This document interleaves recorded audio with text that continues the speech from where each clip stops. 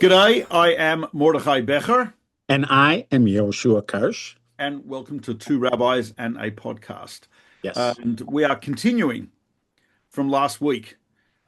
We were discussing the statement of the sages, which is actually seems to be implied in the Torah itself, in Parshat Toldot, Parshat Toldos, which is that Avraham apparently seems to have kept the Torah, even though it wasn't given yet. And we discussed various understandings of that. The Ramban Nachmanides, who says that was only in Israel. We have the Reb Chaim Volozhin Nefesh HaChaim, who says it was a matter of divine inspiration and based on prophecy. We have the Reb Chaim Zimmerman, who understood it as that Abraham was able to infer the Torah from the world. Sarah was able to infer it, understand it from her own soul. And those were some of the opinions we mentioned. Also, did you mention the Rashi one, which is that he just kept the whole 613? Yeah. Rashi says very literally, and Yeah. not only the 613 Torah commandments, but also even rabbinic commandments. Yeah. Right. Yeah. And so actually, one of our viewers, Levi Goldman, son of my good friend Avram Goldman from Philadelphia, sent me some sources, which, they seem to indicate, for example, that the Ramban Nachmanides does seem to imply in a couple of places that he's not sure if he takes it literally, right? Which would actually fit, because the Ramban often does not accept a midrash as literal, and often also gives different explanations in the verse from what is given in the Gemara and Medrash. Right. He does not feel bound to accept those explanations. And obviously in halacha he does, but he doesn't feel bound to accept it in those ways. But it's not clear that that's the case with the Ramban. It's just there's you get some room to say that with the Ramban. You don't have to say that with the Ramban. Not at all clear. Right. Not at all clear. Yeah. The other point that he mentioned was a Kesef Mishnah, which with the Rambam, which I think quoted, where we are told that Adam was commanded in 6 commandments. Noach was added one more, which makes the 7 Noachide laws. Avraham was commanded regarding Brit Milah, and he was the first to pray the morning service. Then Yitzchak separated out tithes from his property and prayed in the afternoon. And Yaakov did not, or his children did not eat the Gid HaNasher, the sciatic nerve, and he also prayed in the evening. So it's unclear if when it says that Abraham prayed the morning service, I think it's pretty clear. It doesn't mean the Shemona Esrei was not written until 2,000 years, or a few thousand years later. Correct. And they didn't actually have it. But he prayed in the morning, and the type of prayer he gave was a morning prayer. That was the prayer of opening up of reality, beginning chesed, and so on. Our Shemona Esrei captures whatever he was doing. Yeah. Something like that. Exactly. Yeah. And Rav Moshe Shapiro was saying that there's a different type of prayer and a feeling to prayer in the morning, afternoon, and evening. Prayer in the morning is that reality has opened up. I'm feeling the chesed, right? The kindness of God, his outpouring, the sunlight, whatever it is. Right? The evening is about faith, darkness. I'm tired. Things are obscure. There it's emunah, right? Baboker chazdecha, to teach or speak of your kindness in the morning. Ve'emunatcha, your faith, baleilot, at night. And the afternoon service is that of transition.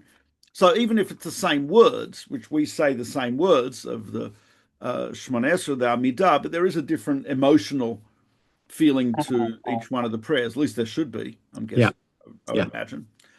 And anyway, so this fellow quoted the Kesef Mishnah, Rabbi Yosef Karo's commentary, who says that all these commandments, the Maimonides believes they did of their own volition. They were not commanded, the other commandment, right? And he quotes, I'm not sure where from, but the Rabbeinu Avraham ben Arambam, the Rambam's son, doesn't believe this is literal. Means they kept basically the monotheistic. And you were mentioning to me about where we have references to people learning in the yeshiva of Shem ve'aver. Right. What do we mean by that? Yes. Because it seemed to me that that is part of this conversation, or at least deserves to be talked about when we talk about this. What do we mean? 'Cause I personally walked by the yeshiva of Shem and Aver in Tzfat. There was a little plaque by a cave where the Misrat HaDatot identified that particular cave as where the yeshiva of Shem and Aver was. That's pretty amazing, considering the level of competence of government ministries that they should be able to identify a cave from 5,000 years ago. It's just amazing how they do that. It's beyond me. It's unbelievable. Our taxes at work. That's it. Hats off. Amazing. To the people. So was it a yeshiva, yes. Right? What were they studying there? Right. It would appear that at least I would guess the theology of monotheism, ideas of morality, the 7 commandments of Noah. But I don't think it was even a yeshiva in the classic sense. Not like a building. People are sitting there with a curriculum. I mean, I don't know why, but I find that hard to believe. It feels like an anachronism, something that you're taking and sort of putting back in time. Because that even if, and of course there was study of some type, people are trying to grasp higher ideas and to live them, and there's mentoring, there's clear mentoring and things like that. But the idea of sitting, in fact, it is in my museum of things you would expect to find in the Torah, but do not. One of the exhibits is scholarship or scholars that you do not see in action. You do not see scholarship happening. You see teaching. You see the idea of a teacher and teaching. We refer to Moshe as Moshe Rabbeinu. He was our great teacher. Obviously, he's getting the Torah. He's teaching the Torah to others. But scholarship, where you're actually mastering ideas in the kind of settings that we associate with scholarship, you don't see that. Yeah, I mean, look, it is standard. I think maybe I'm projecting here, but I think it's standard human nature to project our own experiences onto something else, right?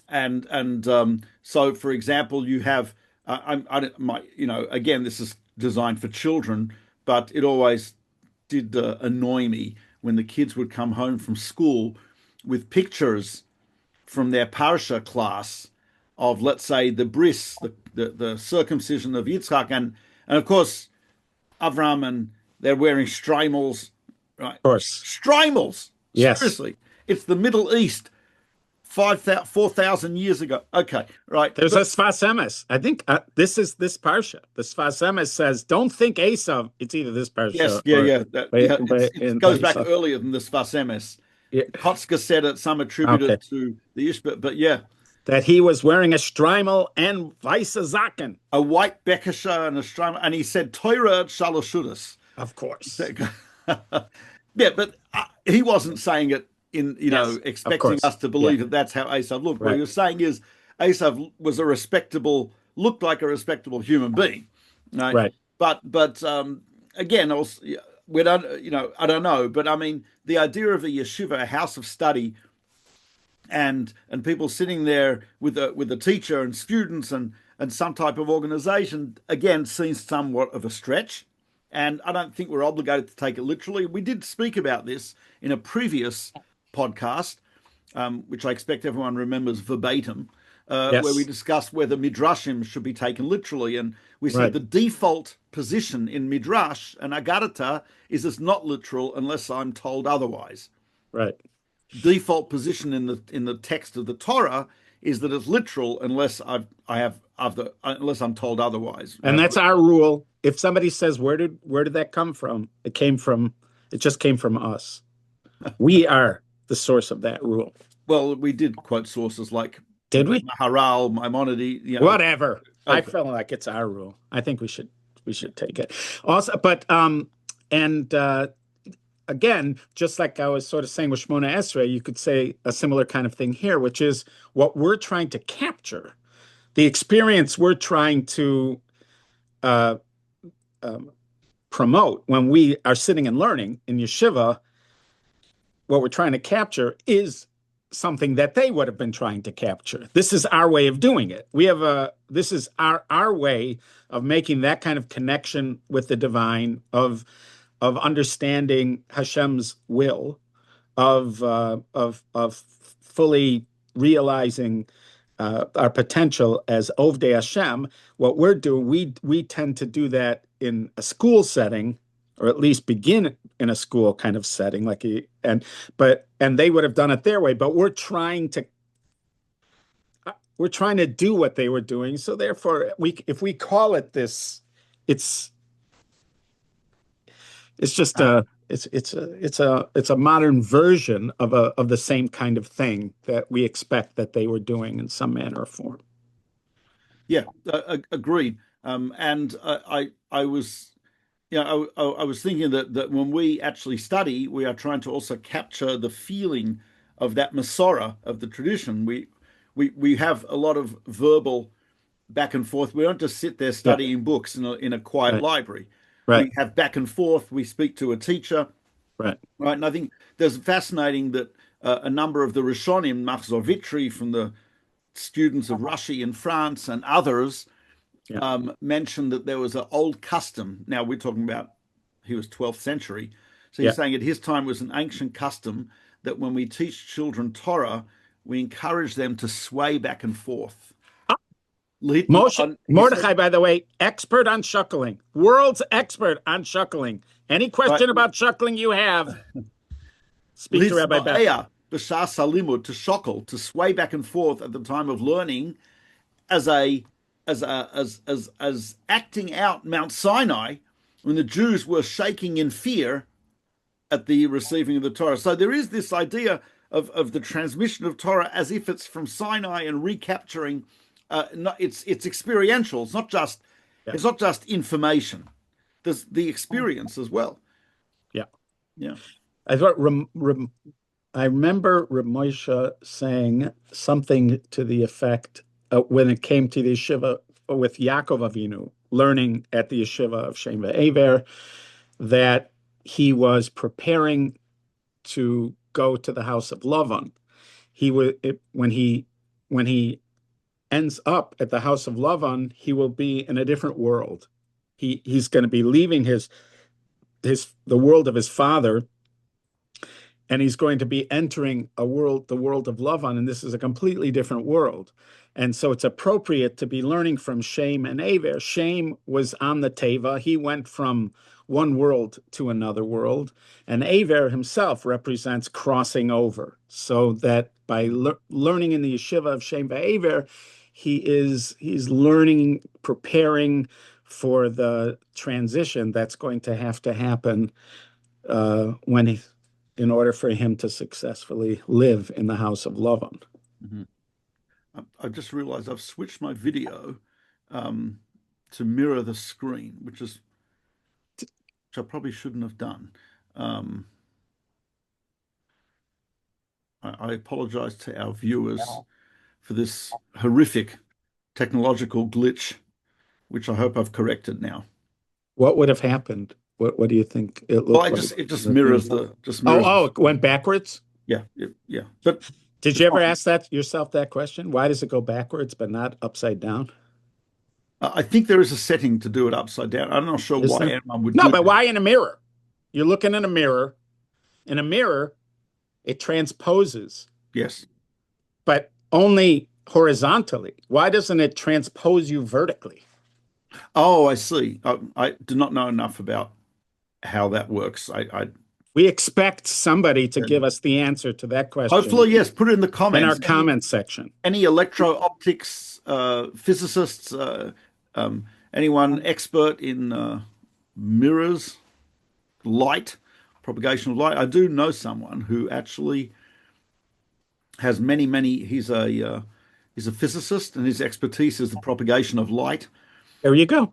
And he's also a Torah scholar, and he has many patents in the area of lasers and lights and etc. I could ask him. Okay. I look Yes. forward to hearing the answer to that. Yeah. Okay, so that was the just a little bit about the yeshiva of Shem and Aver. And again, we're talking about it because if we're talking about the Avos practicing Torah And and intuiting Torah, so it would seem like the study of yeshiva, in the yeshiva Shem and Aver is somehow a connected a branch of that. and obviously also there is the discussion as to whether technically they were Jewish or not. Here we go. So I think from a pure, and we know that there is the famous book Parashas Drochim by Yehuda Rosanas, the Mishnah, who wrote a commentary on the Rambam. So the first part of his book traces many stories in the Torah and disputes and arguments to this fundamental question of whether the Avram, Yitzhak, Yaakov, and the sons of Yaakov were considered Gentiles or were they Jews? Had they left the sphere of being Gentiles and they're now Jews? Now, I think it's pretty clear he didn't, I can't say for sure, but I don't think he meant this as pshat, simple reading of the verses. It's Yeah, it's I to a think we great can. degree shashuim deoraisa. It's Yes, delighting in the back and forth arguments, etc. I mean, technically speaking, if the Torah the Torah had not yet been given, correct. and since the Torah had not yet been given, then halacha was not binding outside of the seven commandments of Noahide laws. And in the seven Right, Noahide laws, there is no definition of Jew or non-Jew. The first right. time we have a definition of Jew or non-Jew is when the Jews accept the Torah at Mount Sinai, and we now become a separate category from the rest of humanity called Jews. So it's very hard to say that, certainly we're descendants of Avram, Yitzhak, and Yaakov. And actually, I think Rav Hutner points out that even though it's true that every convert is like they are newborn, Yeah, he says not quite true of the Jewish people at Sinai, because he says our conversion was not ex nihilo, out of nothing. We were converting at Sinai to Judaism and accepting the Torah because we came from Avram, Yitzhak, Yaakov, Sarah, Rivka, Rachel, Leah, because we had the Exodus from Egypt and so on and so forth. So we are coming to that conversion with already baggage, with already an inheritance and a heritage that brings us to that point. So we're not quite like your regular convert. even the term ger, I mean, the term implies that somebody was not part of something and now became part of that thing. That implies the thing already exists. In other words, if it's just starting, if it's just beginning, we wouldn't call them gerim. We would call them avos. Interesting. Although, as you know, the Gemara in Chrysos and the Rambam following that learn and derive all the laws of conversion from Sinai. Right. As the Which, Jews at Sinai, the men had circumcision, so a convert has to have circumcision. As all the Jews at Sinai were purified, so every convert has to purify. As the Jews at Kabbalah Sinai mitzvahs. accepted the Torah unconditionally, every convert has to do that. It happened with Moshe, so we have to have a representative, i.e., body, i.e., the based in. So it is looked at as a form of conversion. But it's funny, isn't it? I mean, because a conversion implies, well, maybe not. Maybe not. The English word doesn't so much, because conversion could mean you change from one thing to another. It doesn't have to mean the thing, right? You're changing status. But does ger? I mean, ger implies that at one point you were a stranger to something and now you've joined it. It seems to me like it's just a little bit funny. Right? Or you've become now a stranger to those who you were once part of. Oh, I like that. In other words, we were once part of the world as a whole, and now we are to some level estranged. There's actually interesting because when the Jews were told, as before we came out of Egypt, to every person should borrow stuff from their friends. Ish me'es re'ehu, v'isha me'es re'uso. Every man from his friend, every woman from her friend. So it's type of interesting. There it's referring to borrowing stuff from the Egyptians, Yeah. and they're called re'echa, your Good friend. friends. Later on Yeah. in the Torah, we find the word re'ah only refers to a fellow Jew. Nice. Uh, Nice. but so that would support this idea.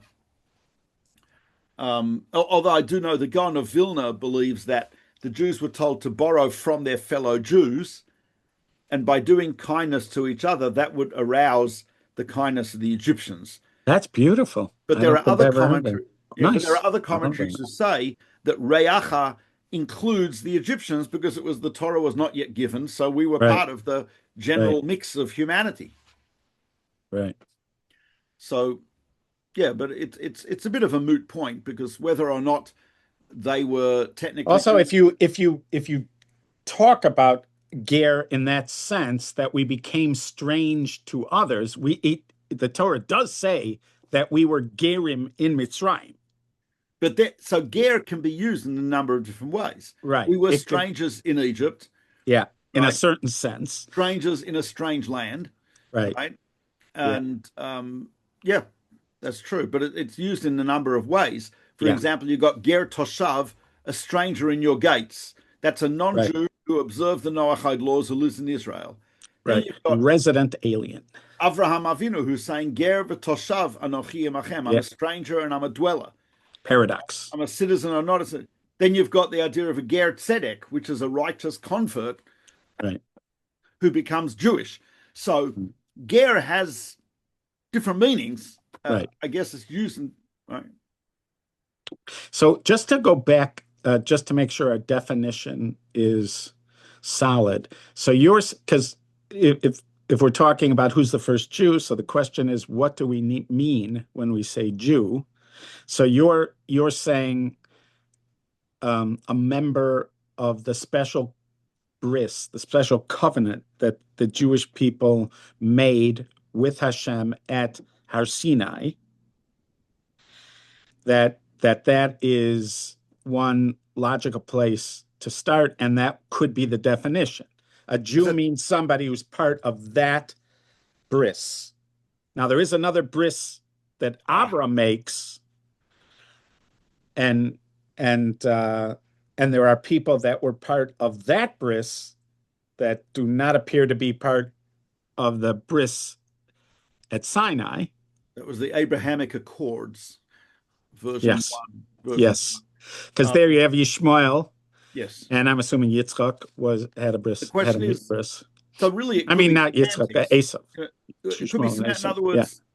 Yeah. words, from a technical halachic legal point of view, it's pretty clear that being a Jew is Sinai onwards. From a genealogical and maybe a more philosophical perspective, you could say that Abraham was the first Jew. With regard to this covenant, this bris.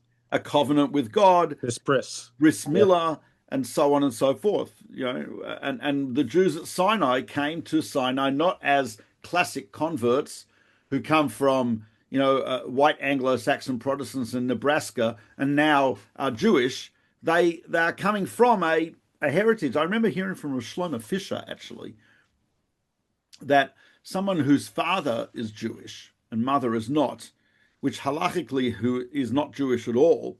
Right. But he said there is an element of Jewish, some sanctity of Yisrael, which would make it someone we should encourage to convert. I don't know if I remember we were at that conference. We were at that conference in Boston, and there was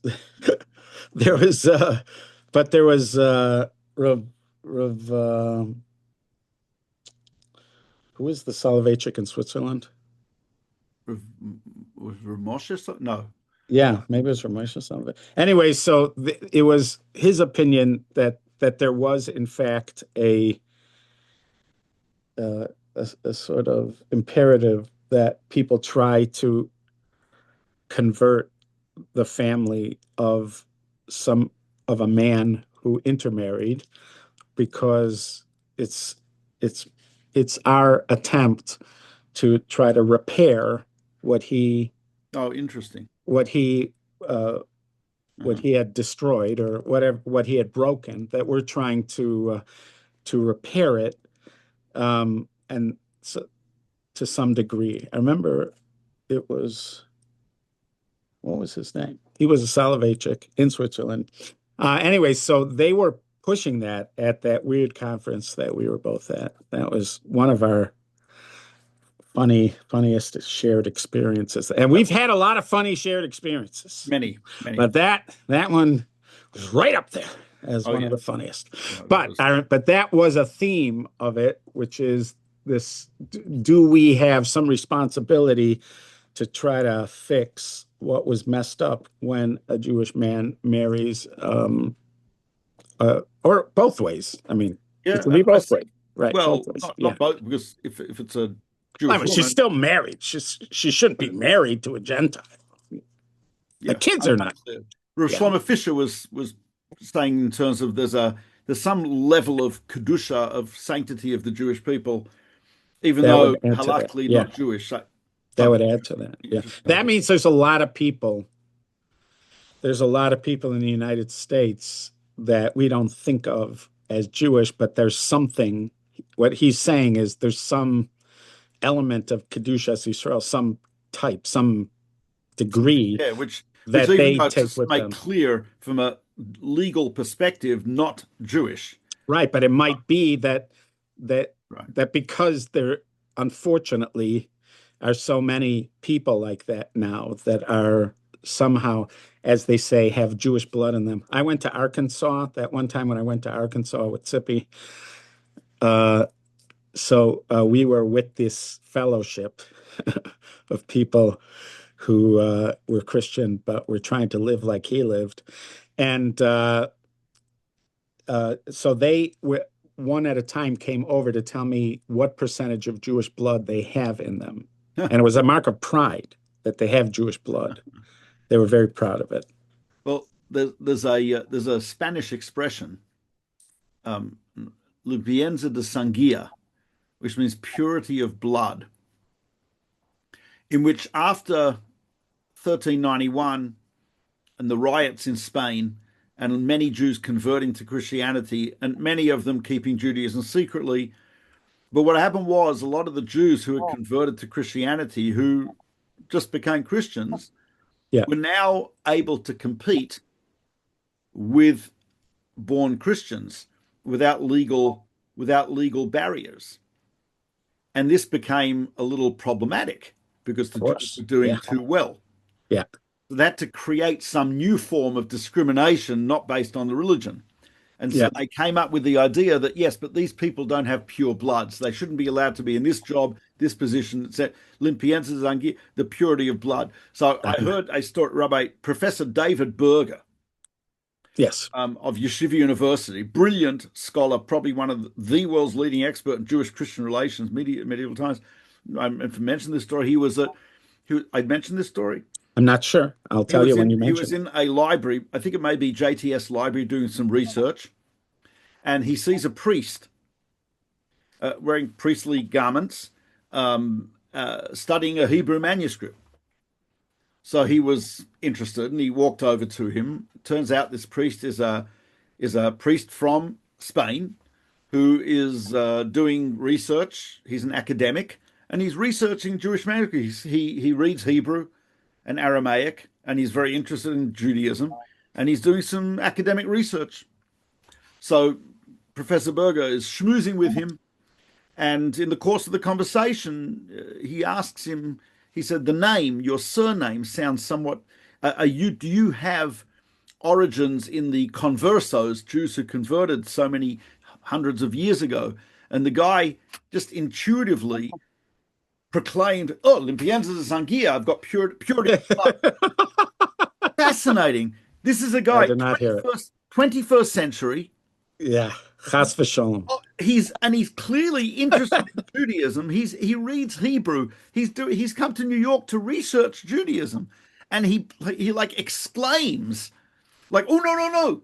I have purity of blood." Well, he might have himself been feeling guilty. Why is he so drawn to Jewish texts and Yeah, things like that? So maybe, he has, maybe methinks dost thou do protest too protest much. too much. Yes, yeah, Yes. yeah. Very, very Thou possible. Very dost possible. protest too much. Okay, so I Yes. think we've resolved all of the major questions in the book of Genesis now. No, but No? so you Okay, so right. at it's you are comfortably at we're you were saying that very likely when we speak of Judaism as we know it now, that began at Har Sinai.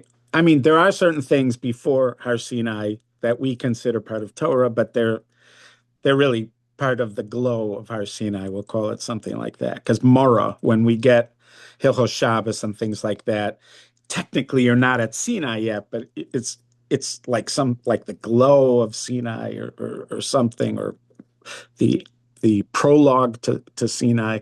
But and then you were saying that on the other hand, there is legacy from Avraham that is unique to us from the fact that we are descendants of Avraham and might be related to Bris Milah, that there and Hashem's choosing him to be the father of what is eventually going to be the Jewish people, so that we are bringing some kind of legacy with us, but but the what we call Jewish, what we think of as Jewish today, really technically starts over there. Now, you had mentioned something to me before about the special position of Yaakov, because we're called Bnei Yisrael. Mhm, We're not called Bnei Avraham. mhm. We're called Bnei Yisrael. And you mentioned that there was. I remember you were mentioning a few days ago that there was something special about Yaakov, that Oh, man. something might have been different with or changed or separated at the time of Yaakov. Well, first of all, yeah, I mean, we know that, let's say, Yishmael, son of Abraham, is not considered an ancestor of the Jewish people. Esav, son of Yitzchak, is out. Right, So it was possible to leave the fold at that point. right, What I mean, the way Rav Hutner puts it, he says Abraham was the first Jew by choice, even though technically not Jew. right. Yitzchak, but he created that precedent. Yeah. So he is the father of many nations. He's the father of converts. Converts call themselves The Bnei and Abraham. The Gemara calls him that, the Yeah, beginning and of it's all interesting. converts. There's a Zohar that says that when Avraham and Sarah came, it says they brought with them hanafashot asher hanefesh asher asu b'charan, the souls that Right. they'd created in Haran. So Yeah. we normally the Targum Onkelos says that those who they subjugated to the Torah, right, who brought into monotheism, etc. But the Zohar says, inasmuch as Abraham and Sarah lived as man and wife, but they didn't have physical children. This does not mean they didn't create souls through their living together. And the souls that they created, those are the souls that they created in Canaan, and those are the souls of converts in the future. So you're saying They're more that you literally could have a couple, in theory, you could, in theory, have a couple that do not have physical children as we understand, in other words, children as we would right. experience it on this plane of existence, but they are actually the parent of souls, and that those souls are children, That's as how it the were. Zohar puts it. Yeah, yeah, which is pretty amazing. So that Yeah, means when a convert says Ben Avraham or Bat Avraham or they Ben really Sarah are. or Bat Sarah, they really are, according to Right. the Zohar. Genuinely. So anyway, the first Jew by choice, Avraham. What does Yitzchak add to the structure of the Jewish people? Because he says everyone who's an Av, a patriarch, is creating something in the structure of the Jewish nation. Avram creates the possibility of Jew by choice, a convert. Yitzchak Yeah, is the firstborn Jew. yeah, He's automatically Jewish because of his and Yaakov creates the Jewish family. the eternal Jewish family. He creates the Jewish family, which is eternal, in the sense that even a Jew who strays, as go far away, as the Rambam puts it, even someone who's committed horrific acts of sin is always Jewish. You cannot escape that. You cannot leave that. And that's family as opposed to friendship or Yeah, belonging to a society, membership. It's yeah. not simply membership. It's No, a family. And that is somehow Yaakov is the that's what beginning of appears to be. that. And that's why we're called B'nai Yisrael. Because it's also funny that when we talk about Gerim being the children of Abraham and Sarah, if we're now saying that the Jewish people as we know it really begins at Har Sinai, and that what Avram represents is the beginning of something that eventually becomes the Jewish people. So it's interesting that they even have to go back to Avraham and Sarah. You would think they just have to go to Sinai. In other words, what they're joining is what happened at Har Sinai. But you see, not that we're not just saying that. For some reason, we're saying not only do they go back to what happened at Har Sinai, they go back To Abraham and to the Sarah. very beginning. They go back, and that there's something elemental, there's something extremely important that is happening with Avram and Sarah. There's a component of what becomes a Jewish people that you have to gather from Avram and Sarah. You can't just get it. You can't Right, just get like it Rav at Hutner was Sinai. saying, we didn't come Yeah, to Sinai ex nihilo from yeah. nothing. We came from that covenant. There's a beautiful one of the three questions that Ovadia, the Arab convert, Muslim convert, asked Maimonides. So one of the questions, Abdullah, what? Abdullah, Ovadia. same name, Abdullah, isn't it? Well, How come we don't have to say color instead of, you know how they have that song Inch Allah? yes, They have that. Why shouldn't he have to say inch color? because I think because it's another language, it's a kinui. But it's It's actually the word. well, not really. It's a It's different very language. close. It's very close, but it's a different Very, language. very close. Granted, but it is a different language, so there's no obligation in a different I language. feel we should have to say inch color. I Well, insist. go Whenever ahead. my grandchildren or anybody sings that song, I insist that they sing inch color. My son is a wedding singer. He lost a lot of jobs because he had to say inch color and people didn't want to hire him, but he stuck to it. And that's why I love that kid. AY. Should have Avram Yosef Karsh, AY Karsh, does weddings. yeah, excellent, Just call great, me or contact great me. voice, Okay. Yes, he excellent. does. But that inch color thing lost him a lot of jobs. Yeah. Anyway, so actually, we're going to drink of ginger kale. Just one second. Anyway, so but in any case, where were we? Oh, yeah. Yeah. So Yeah. So going back to so the the Avram Rambam, and the Har Sinai. Yeah. Ovadia asked the Yeah. Rambam, Yeah. when I say blessings, right, I feel a little uncomfortable. Can I say that you gave this land to my forefathers, our ancestors? Can I say the Shmona Esra, Elokeinu v'Elokei Avoseinu, our fathers, God? Benching. He said, I feel very. So now, there is a Mishnah that says that a convert cannot say those things in the context of the confession of Maaser, of tithes, but the Rambam quotes Yerushalmi that paskins that rules that a convert can say all of that, and the Rambam very eloquently says, he says the covenant that was made with Abraham was made with his physical children and Bnei Besor, the members of his household. So you are also part of that Abraham's covenant by being a member of his household.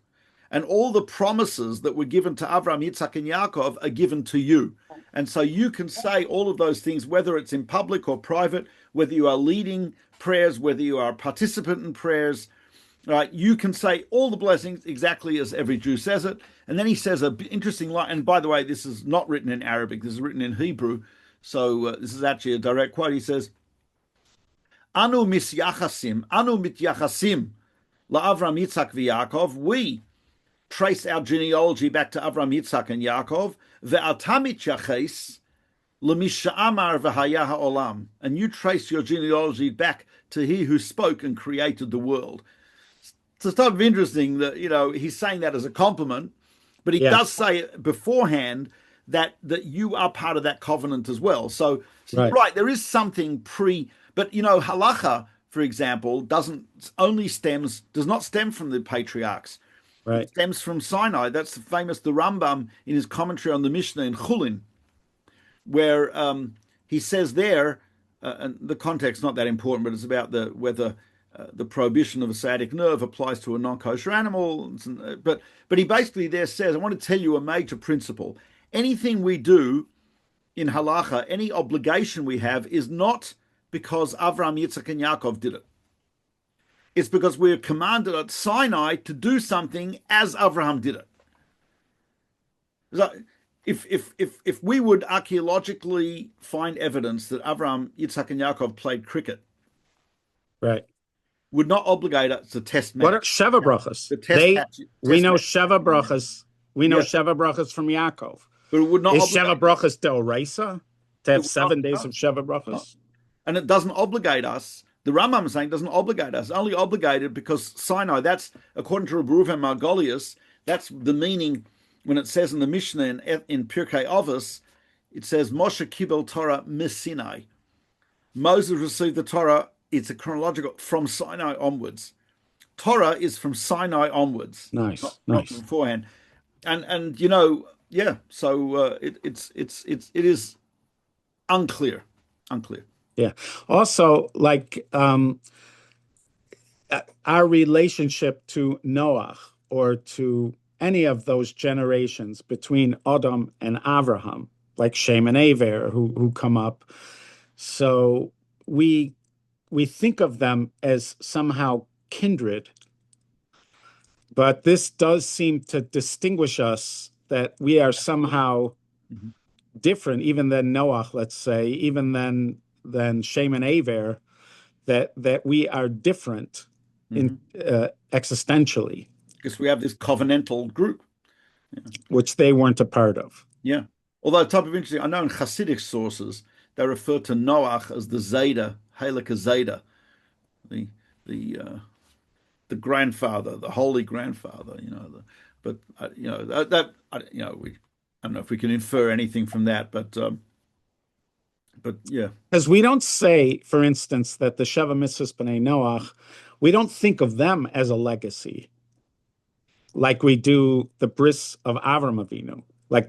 We don't think that really this started with Adam, who has 6 mitzvahs, and Noach, who has the 7th mitzvah. Although that's how the Rambam puts it. But do we think of that way? That really that they too are part of our legacy? Well, Rav Shlomo Fisher, in his Drush Beis Yishai, I'd have to look it up, which is not available right now in print. Almost never available.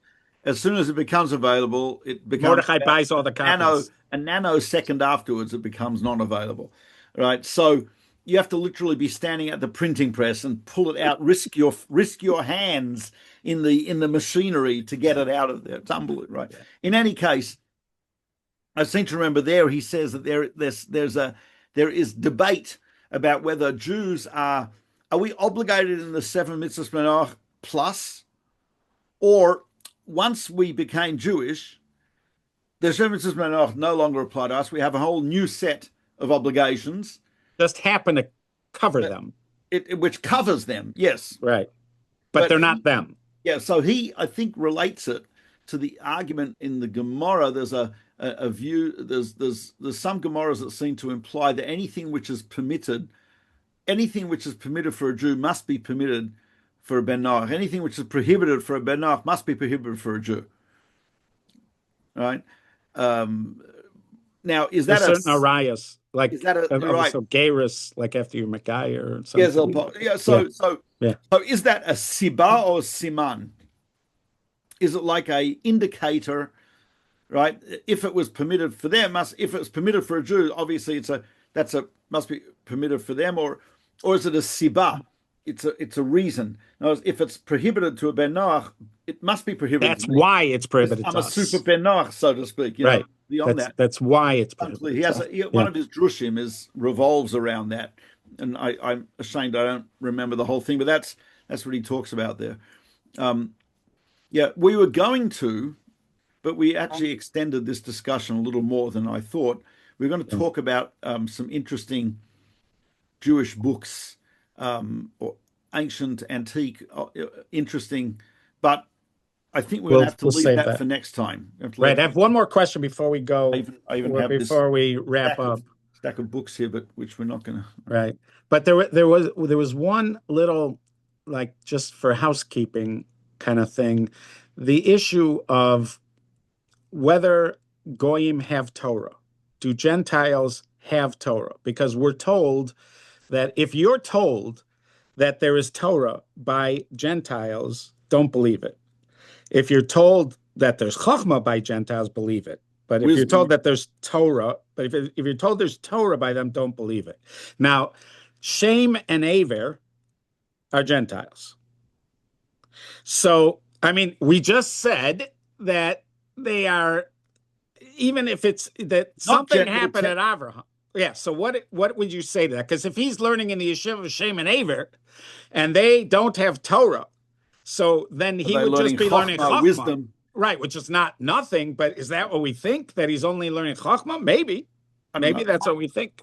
My feeling is, and I don't have explicit proof for this, is that the idea of the exclusion, or the Torah becoming exclusive to the Jewish people, I think was from Sinai onwards. So that was another shift, because that doesn't, what you're saying in some sense is not that Torah is a revelation without precedent at the time of Sinai, but rather Torah was available to anybody with who had purified themselves to a certain degree, or maybe you won't say that, but at least the people in that line from Adam until Avraham, at least somebody, let's say from that line, okay, if they purified themselves to a certain degree, they would intuit Torah. And then when Sinai happens, it's now exclusive. Morasha Kehilas Yaakov. It's an inheritance. The Gemara actually derives from that a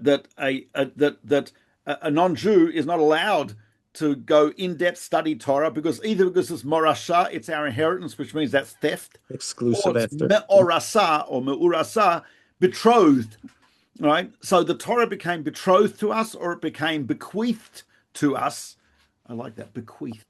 Right? Yes. To us. Right? That's the way you say it. Yeah. Thank you. Bequeathed. Yeah. So it became bequeathed to us, or bestowed upon us, or betrothed to us. And in that sense, now it's exclusively. You should say betrothed. If you're going to say bequeathed, you should say betrothed. Betrothed. Sounds like I have a lisp. Yes. So, okay. But in any case, I have a feeling that again, I can't prove this, but I have a feeling that it might be a post-Sinai restriction that was there and available. And it always. But once Sinai happens and it's being revealed to everybody, then they can't even intuit it anymore. But I'm not exact. I don't understand. I don't have a clear understanding of what it means that there's no Torah. In other words, a non-Jew who is a good person who believes in God and studies Torah. Yeah. Are we saying any insight he comes up with is automatically wrong, or what does that? No, you could say it has the status of Chochmah, but it's not. It doesn't have the status. Like I once asked Moshe. I asked Moshe about the 13 steps. Oh yeah. You know the Ben Franklin. No, not those.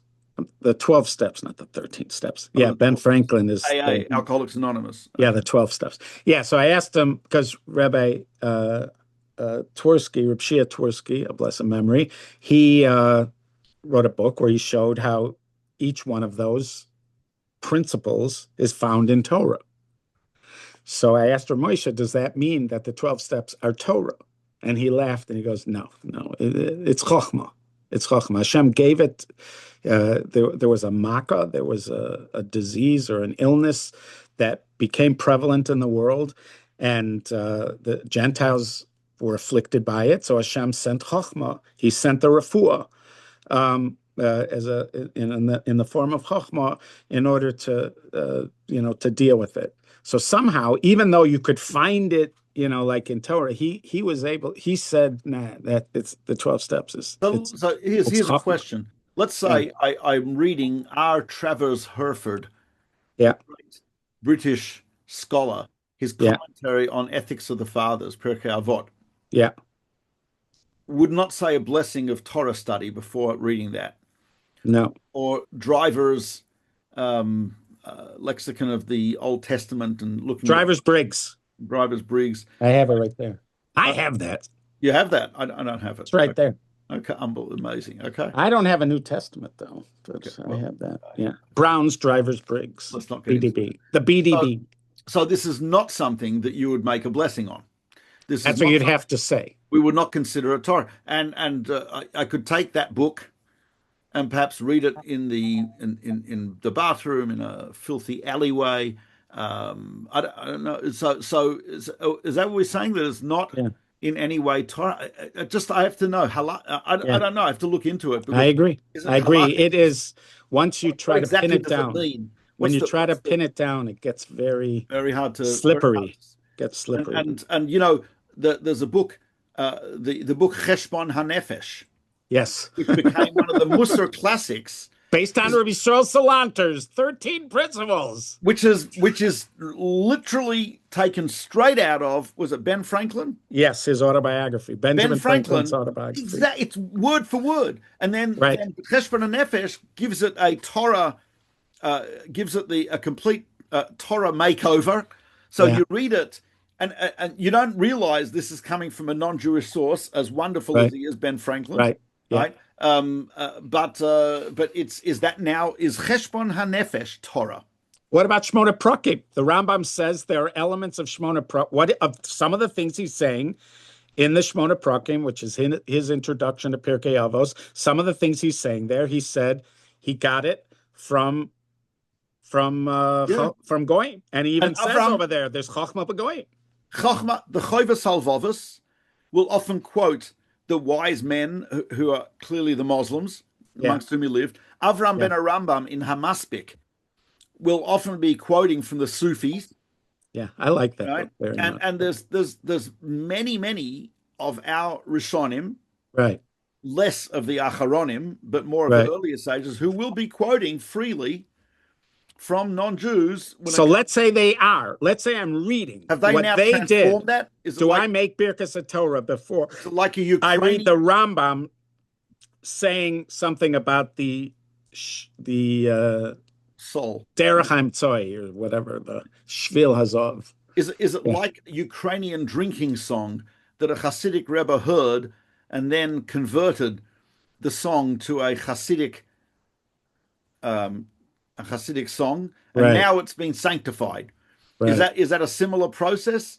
Right, right, Maimonides quotes Aristotle. Avram ben right, Arambam quotes the Sufis. Chovas right, Halachos quotes the Muslim right, wise people, right. etc. And so now that they've quoted it, have they now given it the Torah. status of Torah Right. to that it's I guess we would probably say that it has got the status of But then what did the yeah, but Ramosha, but then what does it mean by yeah, he he was wasn't, not didn't seem no, to agree with that? Okay, yeah, I this don't know. I Yeah, have to look into this. I don't think yeah, I'll get to it by next yeah. week, Okay.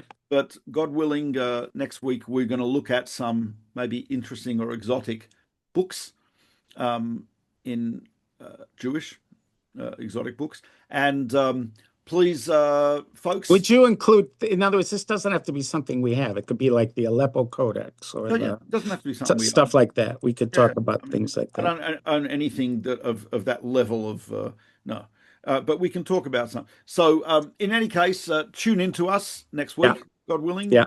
inshallah. Um, Inch and color.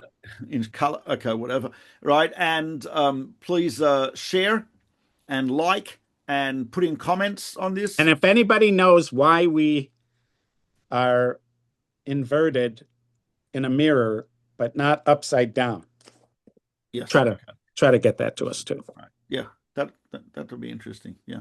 I may ask ChatGPT in the meantime, but okay. All right. Thank you All right. very much, everyone who's out there who's watching and viewing and listening and We're downloading very and grateful. sharing. We Very are very grateful. grateful, and just do more of that. Let's get it out there.